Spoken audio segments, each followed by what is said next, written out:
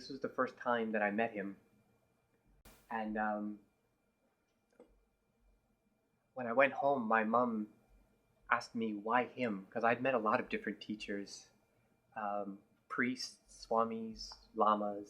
It didn't matter to me. I was very drawn to different traditions. And I told my mother the only way I could describe what I saw that morning when I looked into his eyes, because when I walked in, he had his head down, and he always just sits with his hand, his right palm above his other, and he had his head down and his eyes closed.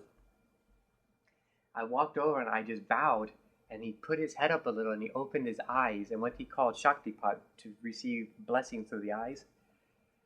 But this was different than that.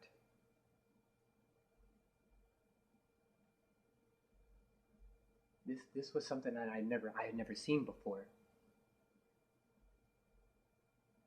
I told my mother what it was like was imagining two keyholes in a door and looking through these two holes, but looking out into an ocean the size of a universe. But I want people to try to imagine trillions of galaxies. I know people have an idea of a universe, but think of the Hubble telescope and its infinite universes and galaxies upon galaxies. That's what it was like, but looking through it to two eyes. But it had a fluidness to this galaxy. It was like water.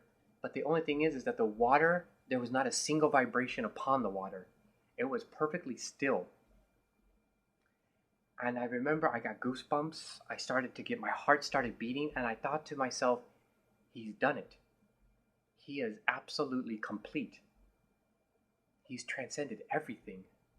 And even the ideas of beyond Buddha, beyond anything I had ever, any kind of conceptual thought I'd had, he had transcended it. And I sat there for about maybe 15, 20 seconds looking into this, thinking this is impossible. Someone, again, has come to this world complete. And the thought that entered my mind was, you've come back for me. But that was a very narrow view, because later I'll talk about what he's come back for. And it's not just me that he's come back for. So I walked out of this room, and I went up to my girlfriend Millie, and she was really upset with me, and she said, "We're going home now."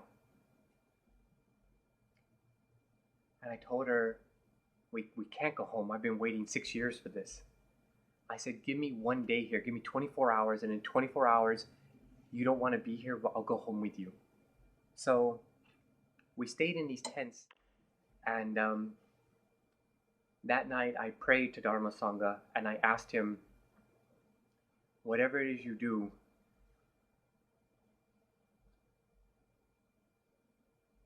fill Millie's heart full of love.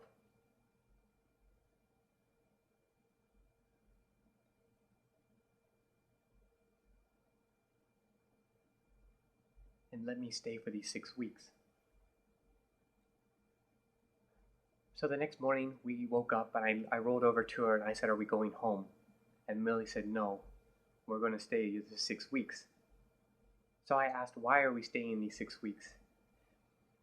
Millie said that she got up from the tent in her dream and walked out, and there's a little hill to the second tree about 10 feet high.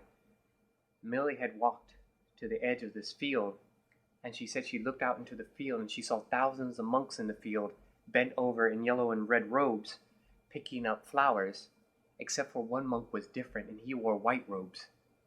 And he picked up a flower and he turned around and he illuminated the whole of creation.